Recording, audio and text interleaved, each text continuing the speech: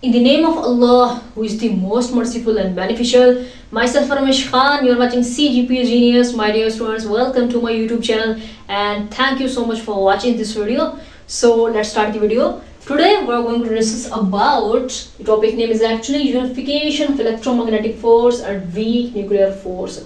So previous lecture में we have discussed about fundamental forces, जिसमें हमने कहा था fundamental forces जो होती हैं वो 4 fundamental forces हैं.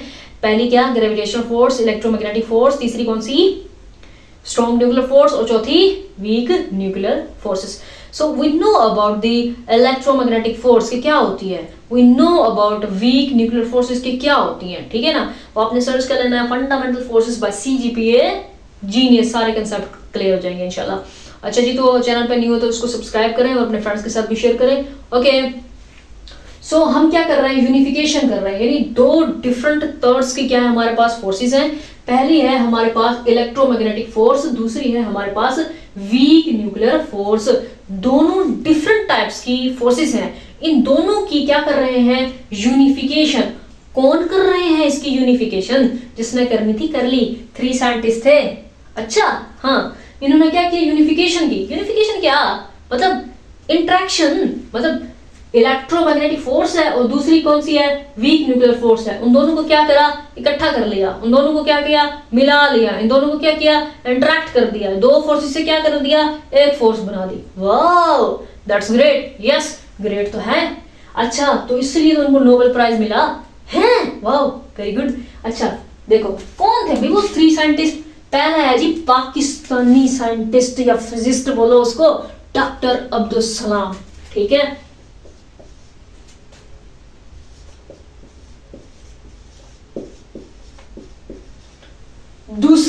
दूसरा किस तरह से आपने याद करना है. अच्छा जी, वो आपने शो याद करना है और शेल याद करना है. शेल के साथ डन लगा देना है, शेल्डन, और शो के साथ गिला लगा देना है, गिला शो. ये दूसरा साइंटिस्ट है. तीसरा 7 से याद करना है, स्टीवन विनबर्ग. अच्छा, इन्होंने क्या किया, यूनिफिकेशन की इलेक्ट्रोमैग्नेटिक फोर्स की एंड वीक न्यूक्लियर फोर्सेस की. या फिर जो है ना, इनको यूं भी कहते हैं कि इन तीनों ने जो है ना वो क्या किया, इलेक्ट्रोवीक यूनिफिकेशन थ्योरी दी.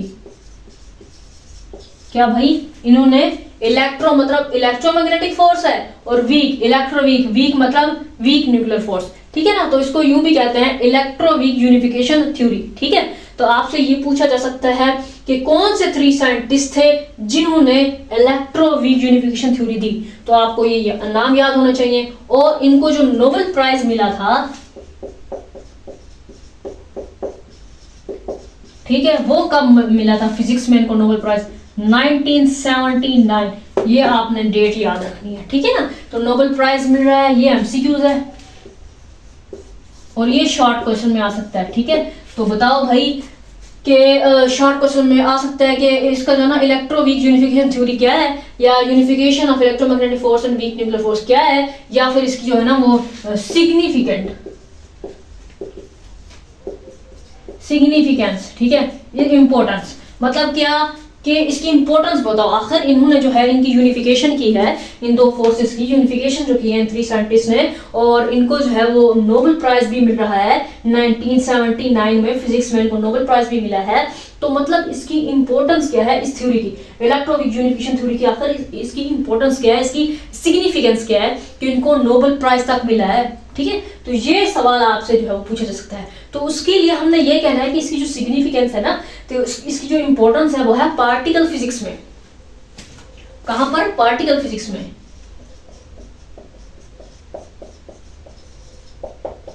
ठीक है ना, तो आपने बताना है इसकी जो इंपॉर्टेंस है, इसकी जो सिग्निफिकेंस है वो पार्टिकल फिजिक्स में है. और पार्टिकल फिजिक्स में हम किस चीज को डिस्कस करते हैं,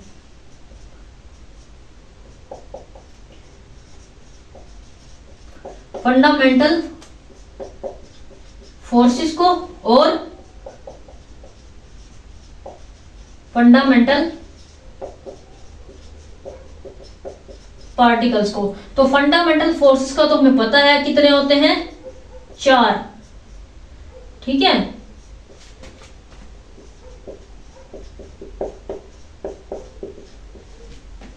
ग्रेविटेशनल फोर्स, ठीक है, इलेक्ट्रो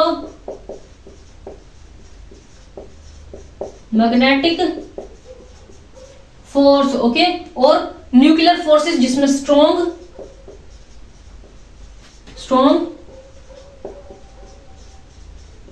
न्यूक्लियर फोर्स आती है और वीक न्यूक्लियर फोर्स आती है।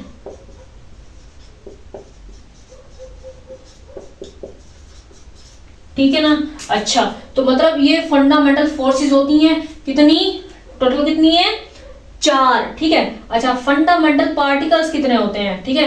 फंडामेंटल पार्टिकल्स को एलिमेंट्री पार्टिकल्स भी कहते हैं,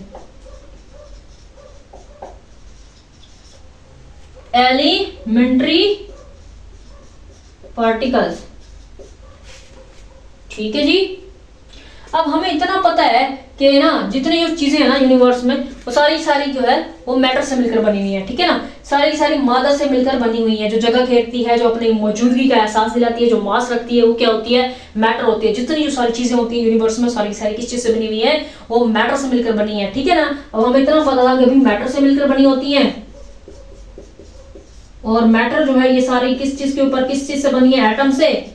और एटम के अंदर हमने पढ़ रखा है प्रोटॉन, न्यूट्रॉन और इलेक्ट्रॉन, ये पार्टिकल्स पढ़ रखे हैं। ठीक है। तो ये जो है ना फंडामेंटल पार्टिकल्स, ये बिल्डिंग्स ब्लॉक्स हैं किसके, मैटर के। और ये हैं कौन से, होते कौन से, ये होते हैं फर्मियोन्स एंड बोसोन्स। कौन से हैं ये हैं fermions and bosons.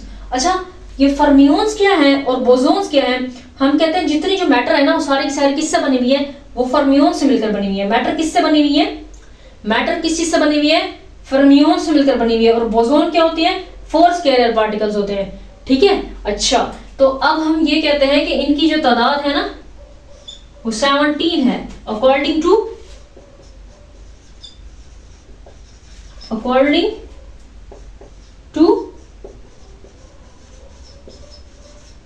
Standard model.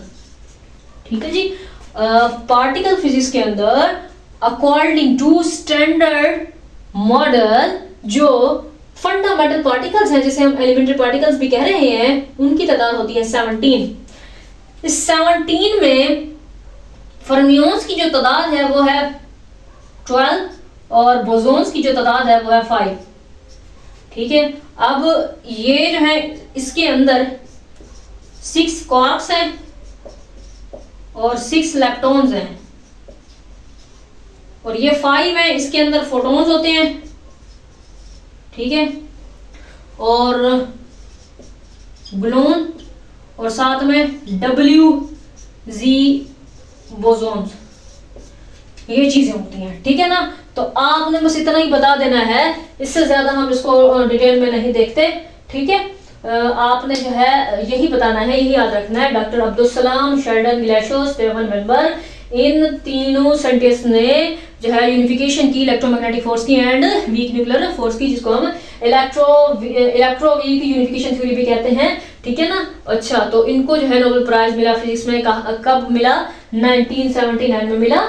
अच्छा, और जो है इसकी जो इंपॉर्टेंस है, सिग्निफिकेंस है, वो है पार्टिकल फिजिक्स में। पार्टिकल फिजिक्स में हम स्टडी करते हैं फंडामेंटल फोर्सेस को और फंडामेंटल पार्टिकल्स को। तो फंडामेंटल फोर्सेस होती हैं ये 4 हैं, और यहाँ पर फंडामेंटल पार्टिकल्स होते हैं वो फर्मियोन्स और बोसोन्स होते हैं, जिसमें हम कहते हैं कि जो फर्मियोन्स हैं एक्चुअली वो ऑल मैटर, यानी जो मैटर है, सारी की सारी चीजें, वो सारी की सारी फर्मियोन से मिलकर बनी हुई है। ठीक है ना। और आगे नेक्स्ट जो है वो मैं इनको डिटेल में डिस्कस करूंगी, लेकिन आप लोगों की क्योंकि बुक में नहीं है, कोर्स में नहीं है, तो इसीलिए आप लोगों ने बस इतना ही याद रखना है कि फंडामेंटल पार्टिकल्स है, जिसे हम एलिमेंट्री पार्टिकल्स भी कहते हैं, वो जो होते हैं वो फर्मियोन्स होते हैं। और हम कहते हैं कि ऑल मैटर जो है वो सारी किस चीज से बनी हुई है, फर्मियोन से। और बोसोन क्या होते हैं, वो फोर्स कैरियर पार्टिकल्स होते हैं। और अकॉर्डिंग टू स्टैंडर्ड मॉडल, ठीक है, अकॉर्डिंग टू स्टैंडर्ड मॉडल जो इनकी तादाद होती है फंडामेंटल पार्टिकल्स की, वो 17 है, जिसमें 12 फर्मियोन्स हैं, 5 बोसोन्स हैं, और 12 फर्मियोन्स के अंदर हमने 6 क्वार्क्स की बात की है। ठीक है। ये क्वार्क्स फिर अप होते हैं, डाउन होते हैं, ये चीजें होती हैं। ठीक है। इसी तरह से इनकी स्पिन होती है फर्मियोन्स की, बोसोन्स की। अच्छा,